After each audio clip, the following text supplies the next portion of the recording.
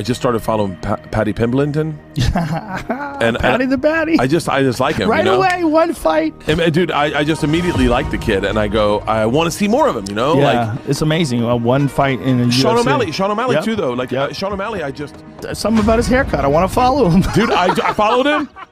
Today, we will talk about a talented and very attention-grabbing fighter of the world's best league who has been competing in the lightweight division for several years and continues to extend his win streak. He's done it! Paddy Pimblett is the new Cage Warriors Featherweight Champion of the world! The Paddy Pimblett has done! He is a fighter, boy! This is it! That's right, he gets it! He gets the tap! The Paddy party goes to the next level! Ready to watch a documentary about the full story of Paddy the Baddy Pimblett and his journey to the top of mixed martial arts? Please don't forget to subscribe to the channel, hit the like button and leave comments with 4 words. Here we go! No one's knocking me out. I've said it before, I'll say it again. I'm a Scouser. We don't get knocked out. Childhood, youth and amateur sport. What's your name? Paddy Pimblett. Okay, do you have a fight nickname? My coach calls me Paddy the Baddy Pimblett. Paddy the Baddy. Patrick Pimblett came to this world on January the 3rd of 1995 in Liverpool, England. He was born in the family of Mark and Jackie Pimblett.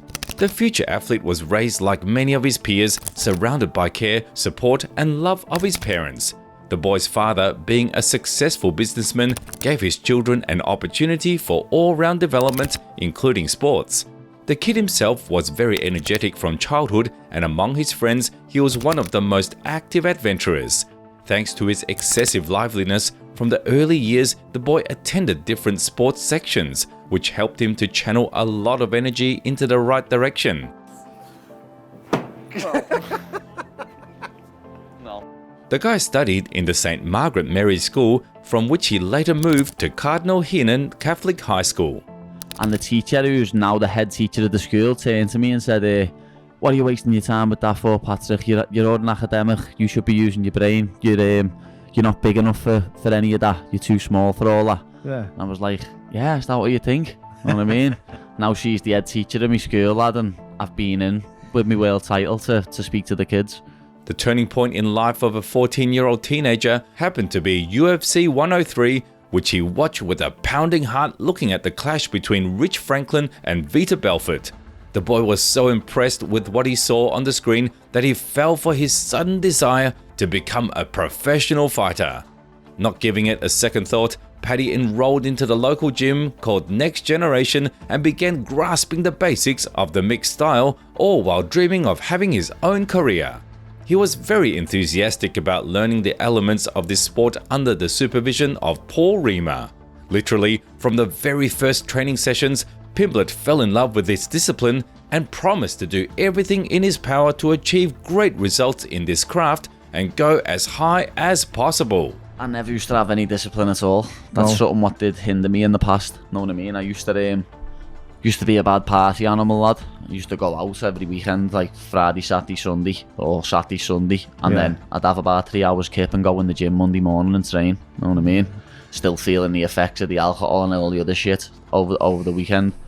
So like in the past, my discipline is what's got in the way. Like I become a world champion while I was doing all that. In the span of just a couple of years, the baddie built a certain base and figured that he wanted to do this for real.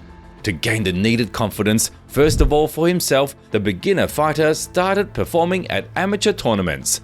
Our hero started making his first efforts in various competitions at the age of 15. From this point on, Paddy frequently performed on the amateur scene, where most of the time he earned flashy and spectacular victories. In less than 2 years, he had more than 10 fights and built a reputation as an aggressive wrestler with heavy hands. By 2012, Pimblett managed to rack up a decent number of wins, the majority of which stood out with their unique dynamics due to many chain submissions and chokes. In just 720 days, a young and hungry Scouser gained this very base that made him think about turning professional. I love it when I get a message off someone saying, you've motivated me to go out and do something today, or you've inspired me to come and, like, I'm a big advocate for people getting stuff off the chest, know what I mean? Career start. Paddy was not fighting. I was at the UFC event in San Diego, headlined by Cheeto Vera. And Paddy shows up just as a spectator, just goes to sit in the seat in the crowd. What? And because Paddy walked into this arena without being on the Jumbotron, he was not presented on the video screen, just him walking into the arena started the entire arena chanting, "Oh, Paddy the baddie." He gets a chant walking into the fucking arena like nobody gets that. He's only fought in the UFC 3 times. He has yet to see a 3rd round. All straight finishes. Wow. He's got this fucking dance that he does when he wins. Let's not rush things like the person in an interview you just watched. We show it to you just so you understand what the baddie managed to achieve in such a short period of time performing in the upper league. But of course, we should start with his debut in the professional sport. When Paddy realized that he was ready to become a professional, he signed the contract with the local organization called OMMAC. At its 15th event, in the very heart of Liverpool, he went up against Nathan Thompson. The fight took place on October the 16th of 2012. Anticipating your indignation, let's make one thing clear. Don't pay attention to the size of the guys, as it is the start of the Englishman's MMA career when he had to focus on the 135-pound division due to his frame. Back then, Pimblett was only 17. Speaking about the actual fight, everything is quite simple here. Not wasting too much time, he began utilizing his striking skills in all directions. His opponent sensed danger and tried to get in close range. When athletes found themselves in the clinch at the fence, the baddie timely reacted and, grabbing Thompson by his limbs, tossed him on the mat. For some time, Nathan offered resistance, in other words, twitched on the ground, to not let Paddy execute ground and pound. However, this so-called defense did not last too long. Overall, this fight lasted less than 2 minutes, during which the Scouser managed to finish what he started, stopping his vis-a-vis via a TKO. A great start of a professional career. Eventually, according to the information from the open sources, our hero managed to add 2 more victories to his resume. He stopped Dougie Scott via triangle in 129 seconds in December, and then he finished Jack Drabble in June of 2013. The fight ended with a TKO in 21 seconds from the start. Unfortunately, there is no footage of these bouts on the internet. At least we couldn't find it, so we move on. On July 6th, the baddie signed a contract with the famous organization Cage Warriors, where he would be competing for the next 8 years. His first fight at a new place happened at the 56th event, and Paddy's opponent was the Romanian fighter Florian Kalin. Only by his 4th fight on the professional scene did Pimblett go the entire distance, because this time the fight lasted for all 15 minutes. During that time, the Liverpoolian demonstrated a very good striking technique for his age. He was frequently catching his opponent with counter-attack combinations, not forgetting to also go on the offensive. He had great timing and utilized his strong traits in the form of grappling and jiu-jitsu. Besides that, the Scouser showed good work on the ground, control, and shots from the top position. For all of that, at the end of the fight, he was deservedly awarded with a raised hand at the winner announcement. The Paddy Pimblett! On October the 5th, our hero performed at CW60. This time, in his way was the fighter named Cameron Else. Even though the fight lasted less than a minute, the young Englishman managed to impress everybody with his unorthodox technique once again.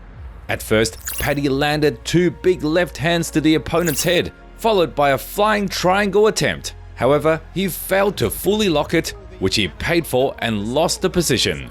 else took advantage of the situation and took Pimblett's neck. He executed an anaconda choke and got the victory. At the moment. Well, I think he stopped and he's out. The baddie did not tap in surrender. Instead, he preferred to fall asleep and add the first check mark to his loss column. After all, nobody is impervious to making mistakes in the beginning of their path. You got to agree. A lot of people don't see. You don't see the behind the scenes stuff. You only see the, oh, he's in the cage, he's fighting. You see your weigh-in looking ripped and that. You see your fight, you see your interviews and that. You think, God, he's just been paid loads of dough for that. Nah, we haven't. We haven't, lad. Like, we just go back to the gym now. And like, as you can see from me, blown up in weight. And then have to work our way back down and get another fight to carry on paying the bills. Paddy managed to return to performing, and sorry for the spoiler, to the winning path only in March of 2014. At Cage Warriors 65, he clashed with a guy named Martin Sheridan. By the way, it was exactly the period when the Scouser managed to have problems with weight cutting, which eventually made him perform in the heavier weight class. Speaking about the actual performance, the Liverpudlian was confidently winning the fight, convincing not only his opponent, who was clearly inferior to our hero in almost every aspect, but also the judges, who eventually had to give their scorecards. Due to a proper mix of a stand-up game and takedowns with subsequent control, Pimblett was steadily moving towards his goal. But if he wants to maximise this position, he can do with getting to work here. Even after eating a vicious knee from the Irishman in the beginning of the third round, the baddie did not abandon his initial game and continued to dominate to the very last second. In the end, he took the unanimous decision victory without any controversy and, as we already said, returned to the winning path. From that moment on, our hero began gaining popularity, thanks to his haircut and, of course, spectacular performances which got a lot of views on social media. The 7th performance in the Liverpudlian's professional career and the 4th one in CW happened at the 68th event. On May 3rd of 2014, Paddy shared the cage with Conrad Hayes. We don't even need to lay ourselves out, as you can see for yourself that after just 1.5 years since his debut, the Liverpudlian prospect made significant progress in terms of his skills, confidence and fight IQ. A vivid testament to that is the middle of the first round when he transitioned from the clinch to a flying triangle, which made the opponent counteract. By the way, it's not the most prevalent technique in the fighting industry, but eventually it became our hero's signature move. Getting to the ground, Pimblett immediately began hammering Conrad's head with vicious elbows, which distracted him, and after that, the Scouser momentarily grabbed Hayes' hand for an armbar, earning himself a victory by a stoppage. By the way, it was the #1 goal for the young talent to score a finish in such a prestigious organization, and he succeeded in that. Yeah, it is. It's great.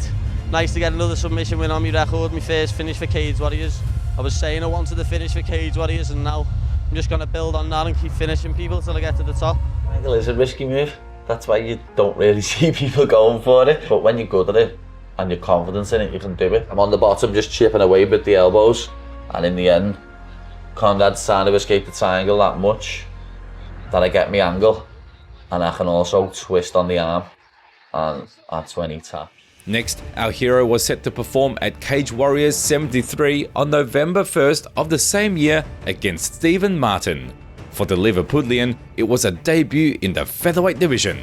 This is my favourite fight. The fight after Conrad Hayes, my featherweight debut. He was 3-2, but he was a black belt in jiu-jitsu, and his 2 losses were against like very good people on the UK scene. He took hard fights so young in his career. Just like the last fight, first 10 seconds I head kicked Conrad Hayes, scrambled his brain. Look what happens to me in 10 seconds here. This clash is notable due to the fact the Englishman managed to show his heart and fighting spirit, which is usually inherent to mature and seasoned veterans. Despite big troubles Martin caused the baddie, the latter managed to withstand in the face of adversity and oppose his vis-a-vis. And not just oppose him, but really pay him back, which didn't take too long. Despite the knockdown and a dangerous moment on the ground, Paddy managed to survive such a heavy onslaught. Soon, he resorted to his strong sides. In other words, he utilized wrestling. In the last seconds of the first round, Pimblett hit Martin with a devastating elbow, which instantly opened a deep cut on his head. Pimblett looking for an aggressive finish, a big left hand and a knee and an elbow from Pimblett. Oh, a huge elbow! The Scouser sliced Stevens so badly that the blood started covering all of his face. And it was another victory for him, as the fight did not go to the hands of the judges. Paddy, the Paddy Pimblett! Yeah, I've never seen so much blood come out of someone's head that quick. I elbowed him and there was blood down my arm where it squirted out that quick over my arm. He had like a proper Harry Potter scar. Harry Potter? And I was like walking back over towards my corner and I'll never forget turning around and just screaming at him, just going, ah! It's the first ever time that I've danced around in the cage as well after the run. I just started going bananas. Anyone who thinks that they're a contender, anyone that thinks they're in the top 10 in that division, I will fight to get my way to that belt. We watched the title fight before.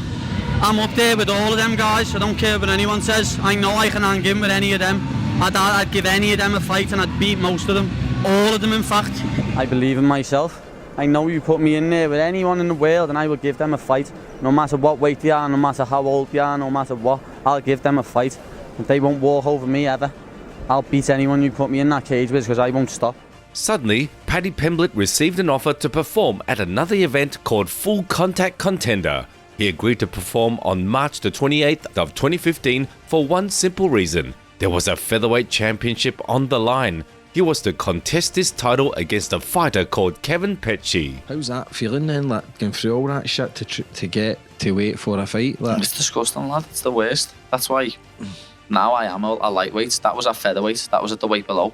Even now, people still think I could make featherweight, but I don't want to do that to my body ever again, lad. Felt like I cut a few years off my life. A lot of things happened in this fight. It was a real action movie filled with special effects, flashes, changes of the initiative. So far. Oh, a huge left hook to the fray. Petchy with a nice sharp right hand there. And of course, a triumphal finale, where the main hero achieves the set goal through trials and tribulations. Oh, big right hand from Kevin Petchy. Despite a formidable threat in the form of Kevin striking, the baddie managed to catch him in his grips and make him surrender by a submission choke in the second round. And on top of that, conquered the title of the local league. No pressure, man. Nothing. No one want to win anyway, so what's the point of feeling pressure? No point. Don't take your eyes off your opponent. That's where you get caught slipping. Got caught slipping once or twice there, like he clocked me, but... In June, the Scouser was supposed to defend his belt. At FCC 13, he went up against Miguel Haro. The fight took place in Manchester. How have I inspired you? And, what have I done that's helped you change your life? And it's like, that's what I always say to them. I always say, lad, you think that I've helped you, but you've done this yourself. Yeah. I always say to them, it's like, lad, I might have given you a little help, a little push, but you've done all the hard work yourself. Yeah. I haven't been there with you, know what I mean? You're the one that's got yourself out of bed in the morning, you fucking took yourself to work or done yourself a workout, know what I mean? Like, that's what helps drive me on now, knowing that me fighting and pushing myself is inspiring other people just to get out of bed of a morning, lad. Especially the way the world is now, and the highest rate of men dying is suicide. Compared to his predecessor, Miguel Haro showed a truly rare level of fight IQ, and it's not a positive assessment.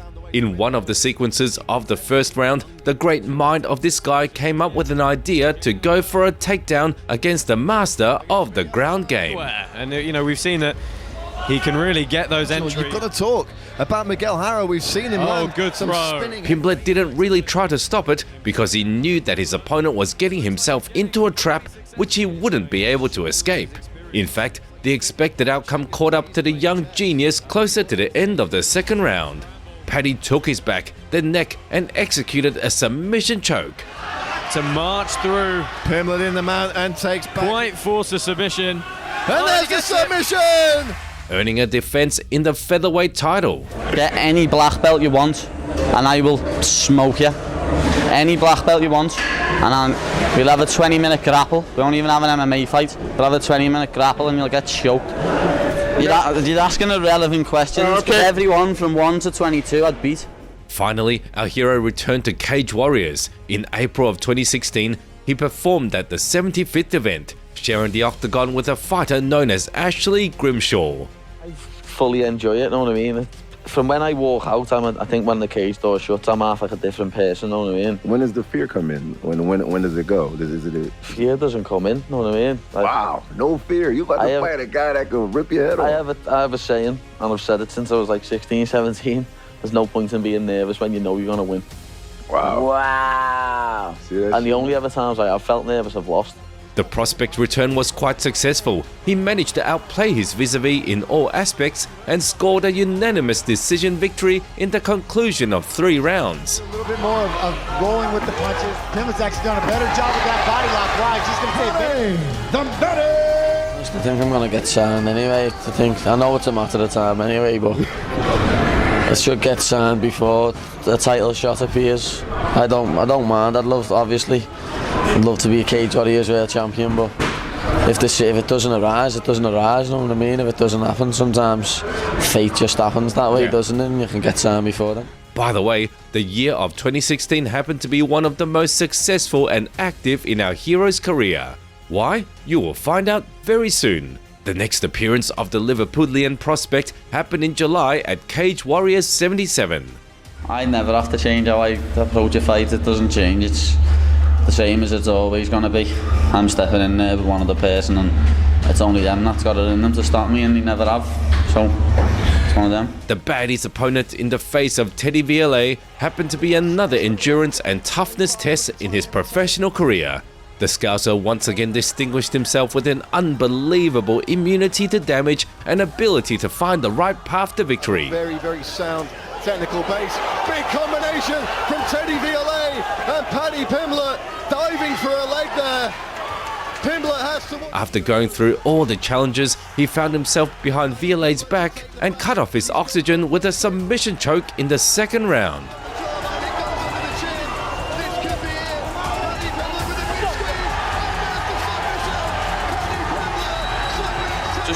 We look at the opponents and see what will work and what won't work against them, know what I mean? And we work. You work on yourself mainly, know what I mean? But then you work on little things as well that could work against them. Just 2 months later, on September 10th, Paddy Pimblett finally got his title shot. At CW78, he faced Johnny Fauché, who was unlucky to share the cage with the baddie in his native Liverpool. As I said, people have held this belt, just the big names. Conor McGregor's the biggest.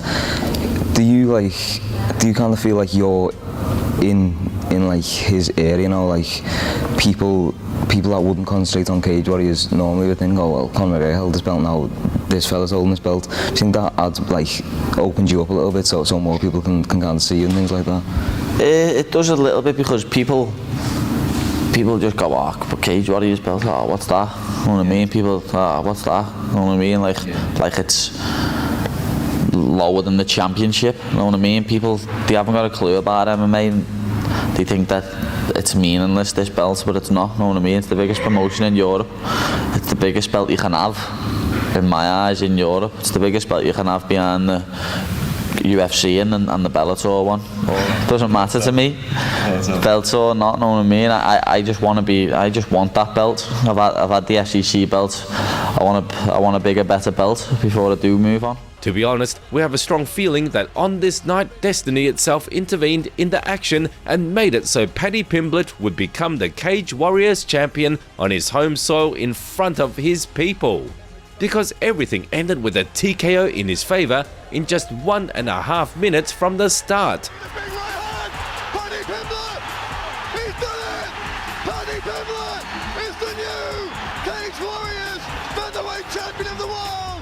Perhaps to say this day, the Scouser hasn't experienced a bigger triumph in his career. Featherweight champion of the world, Paddy the Paddy Pimblett.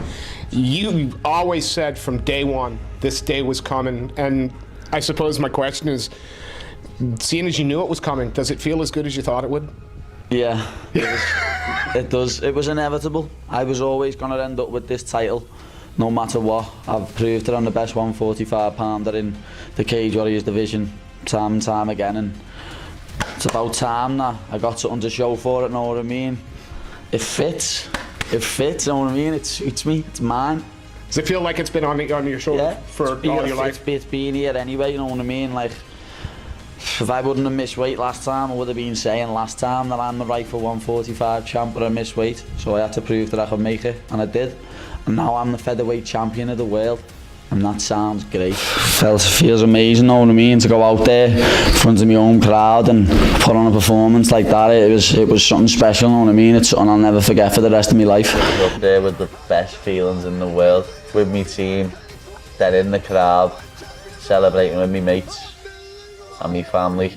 Winning that belt's probably one of the best things that's ever happened in my life. One of the biggest moments in my career by far, but it was the fact that I was celebrating it there with all my friends, my family, my team.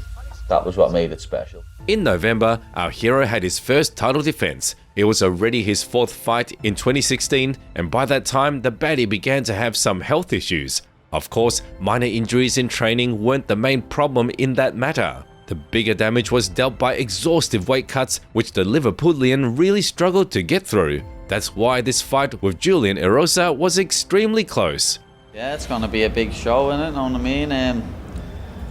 Just only a hand-picked audience, know what I mean? Only a certain few people get to be there, but everyone will be able to experience it at home. I don't even have to say nothing about me fight, know what I mean? Everyone knows what's gonna happen. I'm gonna come and I'm gonna take that belt back home with me. No one's taking this belt off me. Doesn't matter who it is. If it's Julian Erosa or anyone. To be honest, at first I didn't know who he was.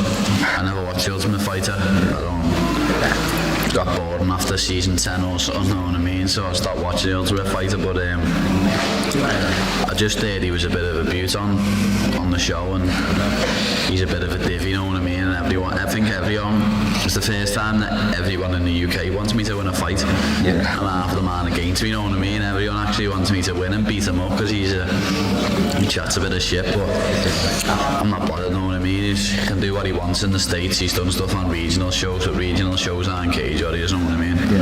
People can criticise my last opponents, but when I finish, Julian and Rose are just as fast. They're going to be saying, oh, what happened there? As we said earlier, the fight happened to be a lot more competitive than Pimblett expected. He is very unorthodox, but this is what we're more used to seeing in controlling the game on the floor. Erosa gave him a tough challenge, which he barely scraped by. After 25 minutes, the victory went to our hero, but he didn't look like a dominant winner.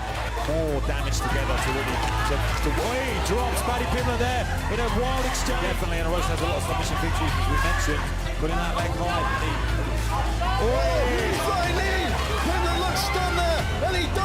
Either way, his win streak improved to 9 in a row, and overall, the successful CW title defense is a rather valuable feat in the fighting world. Cut 19 pound overnight, you know what I mean? I've said it before and I'll say it again, that was me at like 50-60%, you know what I mean? That was Erosa at 100%. If we had a rematch, it wouldn't be a fight, it'd be a massacre, you know what I mean? That's all it'd be.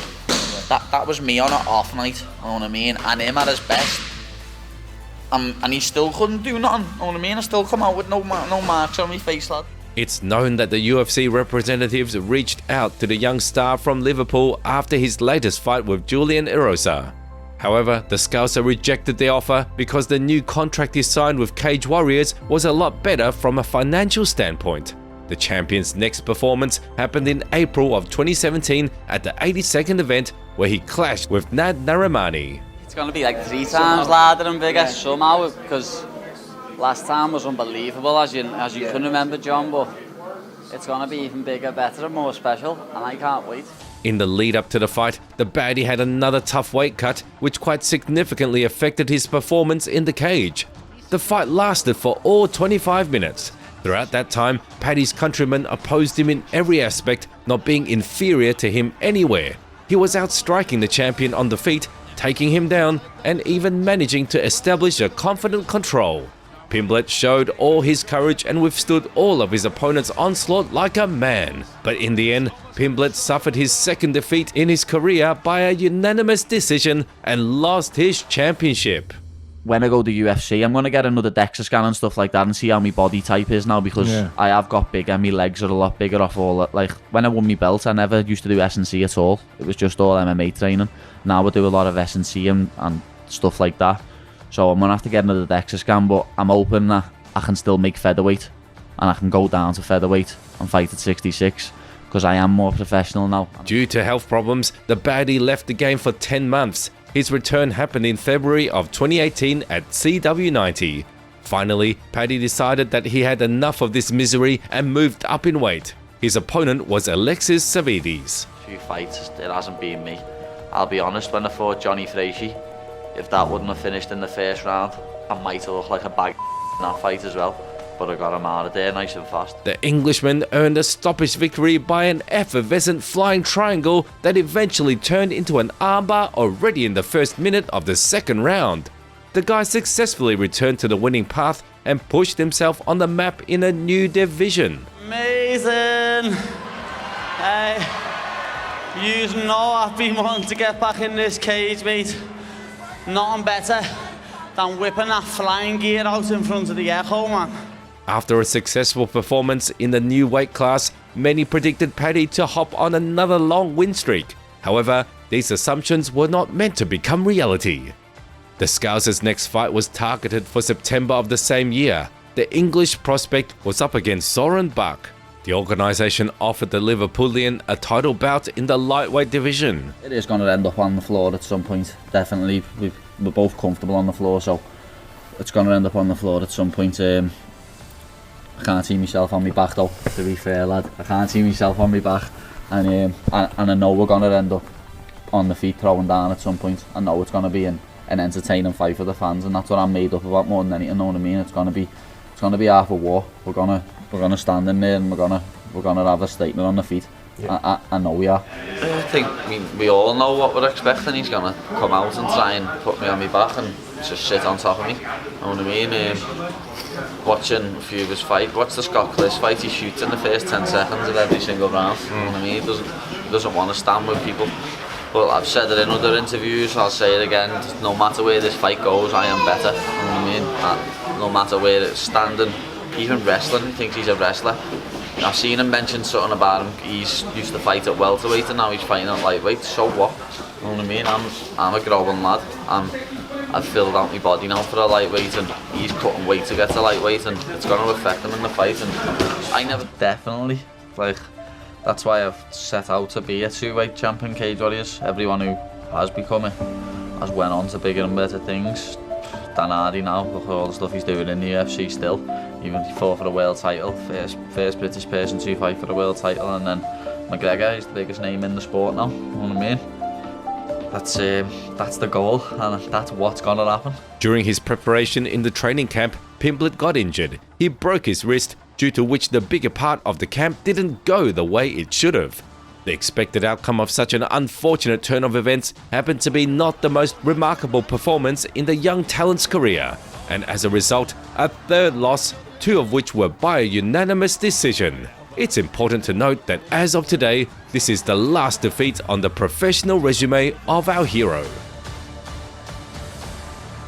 Return and signing with the UFC. We're finally back at Slidaway Records for episode 2 of Chat and Pony with Paddy the Baddie. Sorry about the delay, people. I've had lots of messages asking when's the next one, why, you know what I mean? I was meant to record this second episode a couple of weeks, well, a good couple of weeks back now, but I was very sick, I got sick about 10 days before Christmas, and I was terrible. You couldn't even hear me talk, my voice was ridiculous, so if I would have come in and done this, no one would have been able to understand me. It was like, sometimes I was talking and it was coming out as a whisper. The third career loss couldn't help but affect Paddy's mental state. Even though the main reason lied in his health, it still left a mark on his psyche and perception. Because we know Pimblett as an extremely confident guy who has a crystal clear faith that his every next opponent in the career is not even remotely close to him in terms of professional skills. And here, out of his last 3 fights, he lost twice, though by a decision, but still, it was his opponents who got their hands raised, not him.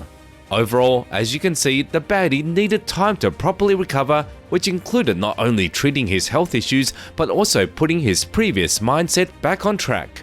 Our hero disappeared for 1.5 years and returned only by March of 2020. After rehabilitation, the Scouser was supposed to face Donovan Desmay, but sometime after the announcement, the Belgian also got injured and pulled out of the fight. The one who wanted to replace him was the US representative, Joe Giannetti. However, he couldn't make it to the octagon as well, and due to the problems with cutting weight, he withdrew from the bout. Paddy began waiting for Desmay's recovery, but even when the fighter recovered, this bout was not meant to happen.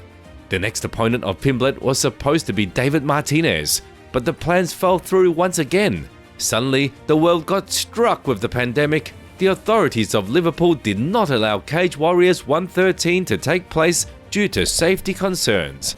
Though the organisation managed to hold this event, taking it to Manchester, the baddie performed at this show only thanks to Decky Dalton, who agreed to take the fight on 1 day notice. If you want to be a world champion or you want to get in the UFC, just train as hard as you can, cut no corners, and you will get there, right? And if you don't, at least you tried and gave it 100%, because not everyone gets there. It's as simple as that, you know what I mean? They might want to, and they might think they deserve it, and your mum's saying to you, oh yeah, you're good, love, you'll get in there. She know, right?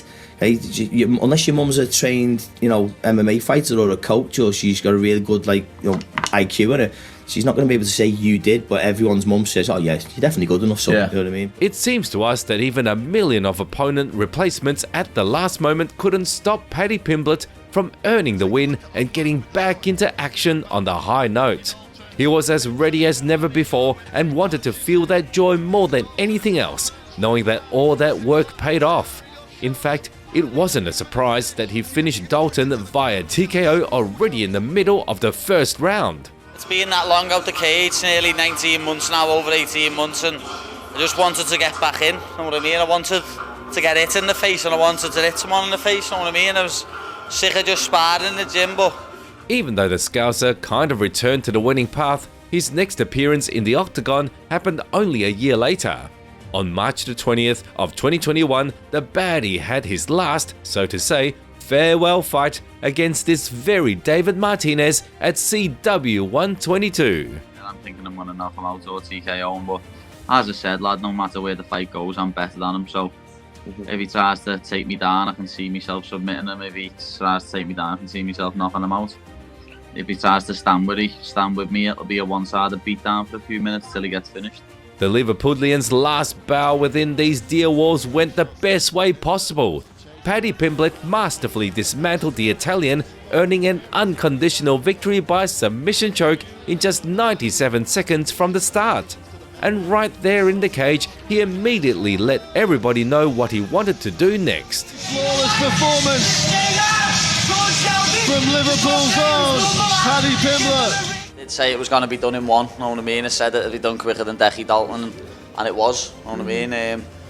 There's levels to this. There's levels to this MMA game. And that was the end of our hero's journey in Cage Warriors. It was an eventful and very bright path filled with many different moments, from the most spectacular and triumphal ones to hitting rock bottom and suffering defeats. In other words, just like all other people. But the most important thing here is that in the span of these 8 years, the baddie grew as a person and professional of his craft, and that means that it is time to move on. Well, they offered me twice, to be honest. I said no twice, but the first time I was 21, I was 13-1, I'd just won the featherweight title. And at the time, Cage Warriors offered me a big new bumper contract. I don't think any 21-year-old had ever been offered that sort of money. And I was getting paid in pounds sterling, and I was still fighting in local in the UK. And me and Paul sat down and talked about it, and we said we'd be stupid not to say yes to this offer, so we knocked the UFC back. The World's Best League was very interested in Paddy Pimblett, and that's obvious. In England, he is one of the bigger and more popular stars in the media. What else is there to say when after he barely set foot into the UFC building and began interacting with the media, like all other newcomers do, he was instantly approached by various news outlets and asked for a short interview, in hopes to be one of the first to get some of his comments on that matter. Anyway, the Baddie's debut took place in September of 2021 at Fight Night 191. The opponent of our hero was the Brazilian Luigi Vendramini. It's just, it was always meant to be, wasn't it? Everyone knew that I was going to end up eventually being here, so it wasn't a question of if I was going to be in the UFC, it was when. And the time's finally arrived, lad. I'm here, and I'm here to make a statement, lad, and to let everyone know the boy is. You've got to, obviously, anyone you fight, like, you've got to be careful, because anyone can throw a big overhand right or a big left hook and can knock you out on any given day. But I think wherever the fight goes, I'm better than him. If he wants to strike with me, I think I'll TKO or knock him out. If he wants to grapple with me, I think I'll submit him. I can't see him getting out the first round. I can't be doing that. I'll be so disappointed in myself if he gets out the second round. That simple. I'm coming in to finish him, and finish him in emphatic fashion, and go home with a nice bonus check. I feel he's too confident, talk too much, and this is the key. He gonna get one trap, you know. He gonna run on me like a he thinks me a Debut fight and did exactly what he wanted the most. He smashed Vendramini in the very first round, scoring one of the most spectacular victories in his career by a stiff KO. What did I tell you, Mike? Me and you will be having this conversation after the first round finish. And what happened? You know me saying, lad, I'm a Scouser. We don't get knocked out. Hey, I take that all day. Did that all run out in 5 seconds, get a flying knee like Masvidal, but yeah, that was perfect. Next, it was the turn of the Mexican fighter to play the role of a victim, Rodrigo Vargas, who was carefully thrown under the bus of an incredibly hyped prospect from Liverpool. This fight happened on March 19th of 2022 at Fight Night 204. I knew that anyway. I knew when I got signed that they'd make a big deal of it because I'm me, you know what I mean? Just because it's me. I know that anyway. I put bums on seats and I bring hype to shows, and I knew they were going to make a big deal out of it. Not many people get just signed for the UFC on the actual UFC page when they get signed, you know what I mean? And I got that. But yeah, I knew this was going to happen, lad. Knew this was coming. I've envisioned all this, lad. I can't wait to get my hand raised on Saturday, and when there's pandemonium in the crowd, it's going to be fantastic. It's normal for him to have all this hype. He's from London, and most of his fights have been here. But I actually think he's a bit of a kid, and you know, he's got good things, but he's got a lot of bad things as well. So it's probably overrated. The fight that took place in London literally made the arena erupt with the emotions and support for their countryman. Pimblett pleased the fans with a great performance, which ended in the very first round by a submission choke. He's done it! Paddy has done it in London! And of course, it couldn't go without a second performance of the night bonus. See this arena, the O2? Too small. Get me a stadium, get us to Anfield, and we'll fill it. That was gangster. Yeah, that was sick, lad. I said what was going to happen, lad, and it happened. I looked a bit shit at the start, but you know, I'm never in a boredom fight, am I? This time, the Scouser did not wait too long and returned to the octagon in just 4 months. He went to England again to take the victory over the American Jordan Levitt, whom he beefed with way before this fight was officially announced. No, it's not. I'm gonna come out and I'm gonna take his head off. I'm not gonna be shooting no takedowns. I'm coming to stand with him and to take his head off. I'm coming to take his chin on with me. Last one from me, just so we can make sure we still have the headline. The plan is still to knock him out and twerk on him afterwards? Yeah, finish the fight, twerk, go home. He can't throw a punch to save his life, lad. He really can't, lad. He comes to fights he doesn't come into fights to win. He comes into fights not to lose. You know what I mean? Try and take me down, sit on top of me and sniff me balls for 3 rounds, lad. It's not going to work. I know a lot of people call me overrated and say I'm not that good, but I think he's overrated, lad. I'm going to show that there's levels to this. There's levels to this MMA, lad. There's levels in the UFC, and I'm a level above him, lad. I'm going to show that I'm not a flash in the pan, and I'm going to finish him in the first round.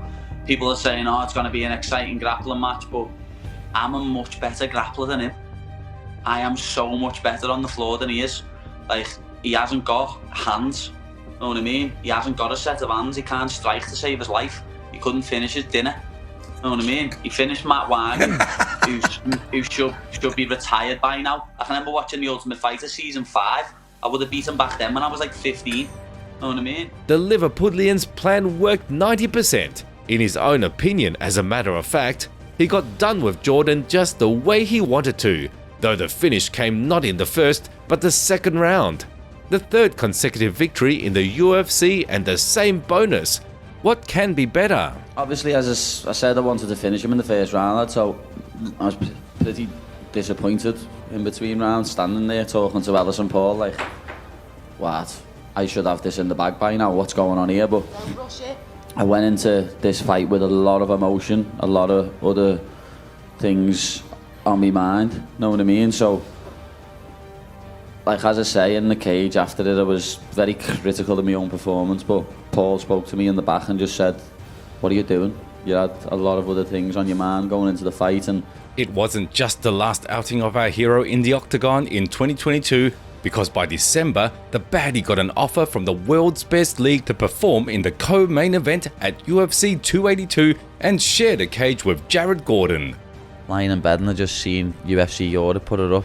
Main event, Jan Blachowicz versus Ankalaev. Co-main event, Paddy the Baddy versus Jared Gordon. And I was just like, yes, this way. Like, I feel terrible for Yuri and Glover, but it's like it was meant to be. Right. That's what it feels like for me anyway, you know what I mean? As we already said, these two clashed on December 10th, and this performance happened to be, well, not the most exciting one.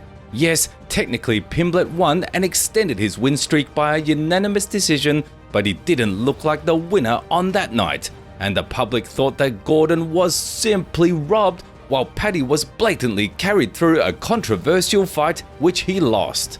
I'm a bit annoyed after it actually, people saying he thought I lost. I'm pretty annoyed, to be honest, but I'm for knowing the UFC, haters gonna hate, you gotta get on with it. It was a unanimous decision, so it's not as if it was a split decision, it was a unanimous decision victory, but I'll be honest, I thought I won the first two and then I took the third round off.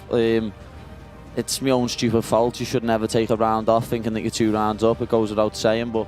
This was the Scouser's personal opinion that he expressed at the post-fight press conference, and it's quite hard to blame him. He put in the work, starting from training and ending with making weight and the actual performance. The judges saw him winning all the rounds, but the fighting world thought otherwise. Great night of fights, lots of finishes, anticlimactic main event in the light heavyweight title fight, but the co-main event, this is the real talking point right now. Did Paddy really defeat Jared Gordon? We're both looking at each other. I said to you right before, I go, he got it. I go, Jared got him. Yeah. And we both agreed. And then I looked at you like, what the fuck? That didn't make any sense. We all watched it. There was a bunch of people in the room. I don't think there was one person that scored the fight. And it's coming from me, who everyone just said that about a couple months ago. Yeah, a couple months ago. Mm-hmm. I'm like, that if that's how people felt watching my fight, I'm like, oh. I don't think that is. I mean, that was a razor. Everyone walked away when that fight was over, being like, "Damn, Paddy finally lost." Damn, everyone in our building was like, "Damn, Paddy lost." 100%. There was no, and then it was a unanimous decision. I'm like, oh, I thought Paddy won at least one round, and then they announced that. I would fucking love to just talk to those judges for 5 minutes. I thought he lost. I thought he lost every round. They give him a Christmas gift right now because he clearly lost the fight. I don't think anyone disagree with me in this room. In other words, you can see everything for yourself. It was a big precedent. After such a controversial fight, the Baddies fan base, at least in our opinion, was slightly diluted with a big number of haters who reminded him of that at every turn. Moreover, as if it couldn't get any worse, Pimblett started to suffer from his health issues again and he disappeared from the radar for a whole year, meaning that he didn't perform. In terms of media presence, he continued to appear on his YouTube channel and tried to delight his loyal fans with content as frequently as possible. As we already said, the Scouser came back into the game only in December of 2023. This time, he was set to fight not just somebody, but a true legend, an icon, and one of the most respected veterans in the fighting industry, Tony Ferguson. The fight itself was held at the UFC 296 card. Yeah, the boogeyman, lad. It's an honour to share the cage with him, to be honest, lad. Someone who's had a 12-fight win streak in the lightweight division. something that'll probably never get matched again. And yeah, it's an honour to get in the cage, and to be honest, can't wait to fight. Can't wait to shut a lot of doubters up and prove all my fans right. You know what I mean? Because when I first started training in 2010, I think he was already in the UFC. You know what I mean? I can remember watching Tony fight with normal shorts with sponsors on, you know what I mean, before the Reebok or the Venom deal. So yeah, it's going to be a privilege to share the cage with him. You know what I mean? I know he's on a losing streak, but it's still Tony Ferguson, and I can't wait to share the octagon with him. What happens if this fight doesn't go the way you want? It's going to go the way I want. I already visualized it. I tried my ass off for it. I don't see this kid beating me. He's worried about me blocking him on Instagram. Sensitive little bastards. Wait till you get cut and you start to see your own blood. You're gonna run out of that cage back to mommy. I think a lot of people think that Paddy is unproven, and I think a lot of people feel like this is a fight that Tony isn't in deep water like he's been in his last several fights. I think the matchmaking and the timing on this fight is excellent and couldn't be more perfect. You know, if you look at Tony's last few fights that he's fought, he looked damn good before, you know, the Chandler finish. And every fight that he's fought in the last, 2 or 3 fights, he looked damn good right up until the end. So it's a fun, interesting fight. No, so Patrick, you're talking about Patrick. I call him Patrick. Okay. Same thing when I call him Nate.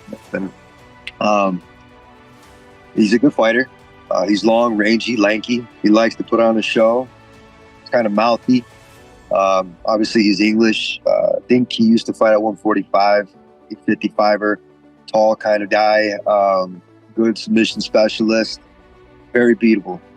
He's on a 6-fight win streak. The last fight that he had against Jared Gordon, everybody says that he ended up losing.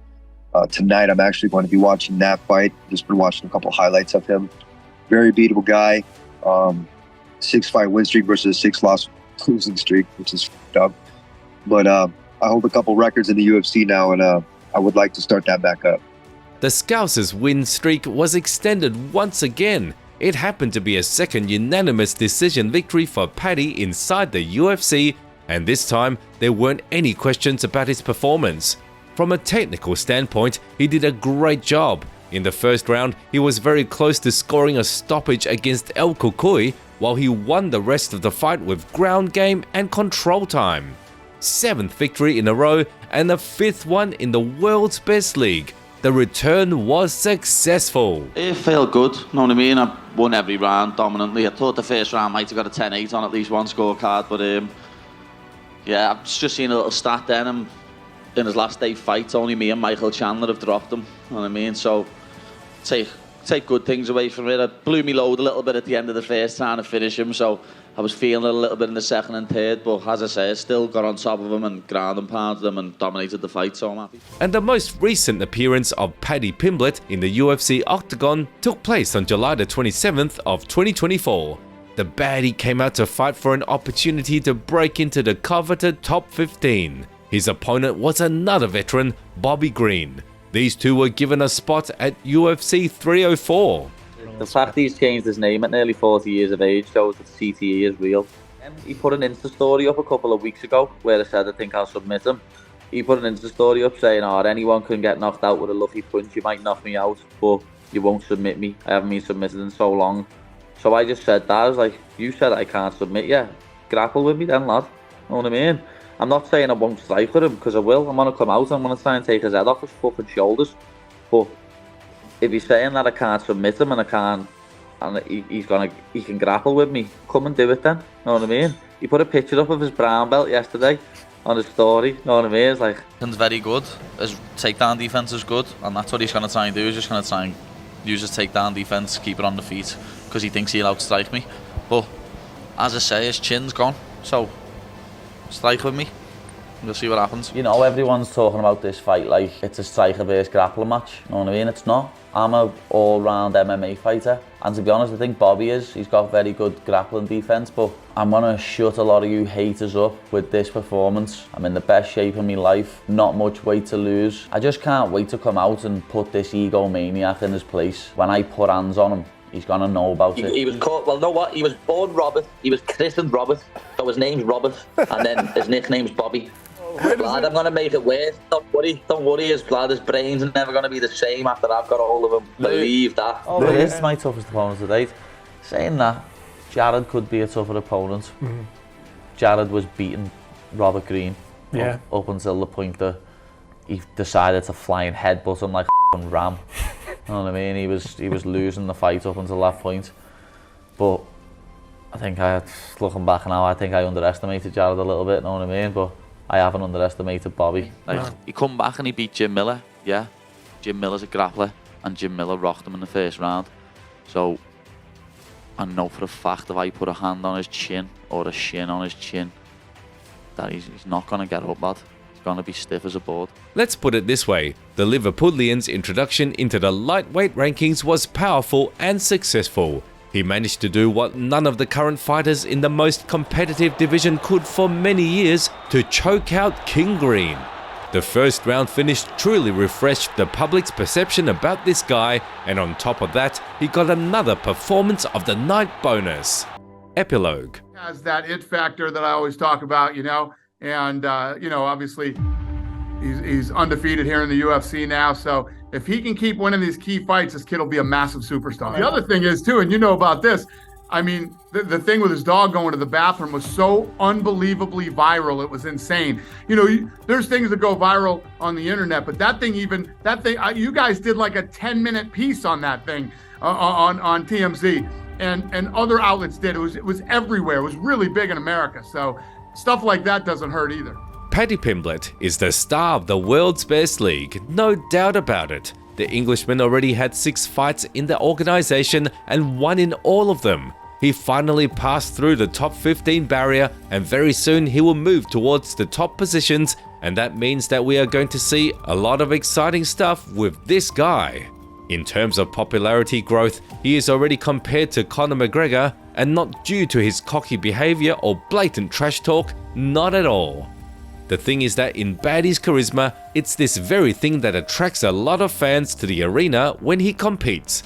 The Scouser rocks a haircut from the 60s, roots for Liverpool, and is recognized as a full-blown meme in the fighting industry. And he has one interesting feature. During the off-season between the training camps and performances, Paddy somehow gains more than 20 to 30 pounds in an abnormally short period of time. It's not a secret to anybody that Pimblett likes to eat and share it with his fans via videos on his YouTube channel. Not that long ago, he once again demonstrated a transformation on his social media after the fight with King Green. And then he went to set a new record at a wings eating contest. The previous record was 36 wings, and our hero managed to top it by 11. Wild transformations of the baddie entertain the fans. You got to agree, it's not every day that you see how a UFC fighter turns into a puffy fat guy in just a couple of weeks. But before the actual fight, Paddy is jacked and shredded. In the cage, he is fearless, pushes through with his granite chin and elite jiu-jitsu, which caused many problems to his opponents throughout his entire MMA career, starting from the amateurs. We have no doubts that if the Scouser continues to take the promotion by storm in the same fashion, he really has chances to write his name down in the history of the lightweight division as one of the main representatives of all time. Yeah, 47 records, Charles, and new champion. Always room for dessert. Always.